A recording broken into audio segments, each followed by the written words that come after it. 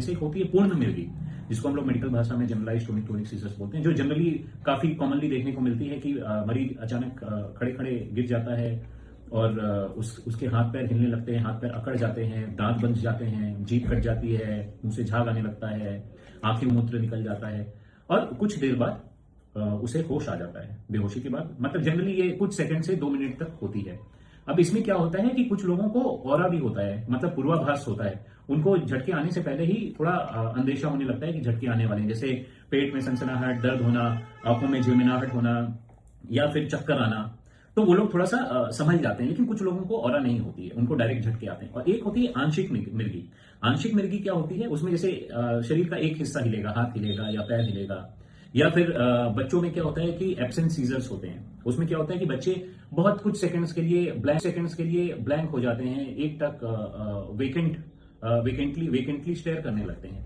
तो ये absent seizures होते हैं। बच्चों में फेब्राइल सीजर्स भी बहुत कॉमन है कि बुखार के बच्चों में बुखार आता है, बुखार के बाद झटके आ जाते हैं, तो इनको फेब्राइल सीजर्स बोलते हैं, है ना। एक होती है कॉम्प्लेक्स पार्शियल सीजर्स। एक मिर्गी की वैरायटी है कॉम्प्लेक्स पार्शियल सीजर्स। उसमें क्या होता है कि जो मरीज होता है वो व्यवहार में परिवर्तन आ जाता है थोड़ी देर के लिए, या अपने हाथ से कपड़ों को मसलने लगता है, तो या आंखों को ब्लिंक करने लगता है, तो ये कॉम्प्लेक्स पार्शियल सीजर्स होते हैं। तो ये मिर्गी के प्रकार हैं।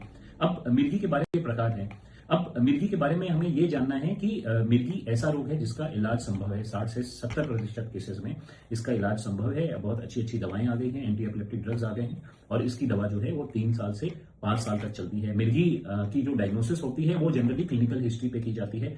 जब भी मरीज को झटका आए तो साथ वालों को कोशिश करनी चाहिए कि उसका वीडियो बना लें, ताकि सही रूप से उसका विवरण मिल सके।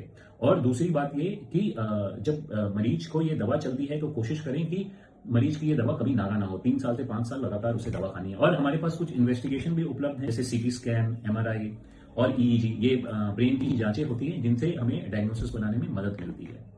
और बस कुछ ही केस होते हैं, 10 से 15% जिनमें दवाएं काम नहीं करती, उनमें हमें न्यूरो सर्जरी की आवश्यकता पड़ती है। ऐसे केसेस को न्यूरो सर्जन के पास रेफर किया जाता है। बड़े बड़े शहरों में ऐसे सेंटर्स उपलब्ध हैं जहां मिर्गी के लिए सर्जरी की जा सकती है। और एक और टेक्निक है वेगल नर्व स्टिमुलेशन, वो भी किया जाता है मिर्गी के इलाज के लिए। लेकिन ये सब इंट्रैक्टेबल एपिलेप्सी, जब दवाएं काम नहीं करती तब किया जाता है। तो सारांश में मैं यही बताना चाहूंगा कि मिर्गी जो है बहुत ही कॉमनली व्याप्त बीमारी है और इसका इलाज संभव है। बस इसमें आप लोगों को यही करना है कि 3 साल से 5 साल तक दवा नियमित तौर पे लेनी है और अपने डॉक्टर की सलाह के बिना मिर्गी की दवा बंद ना करें। धन्यवाद।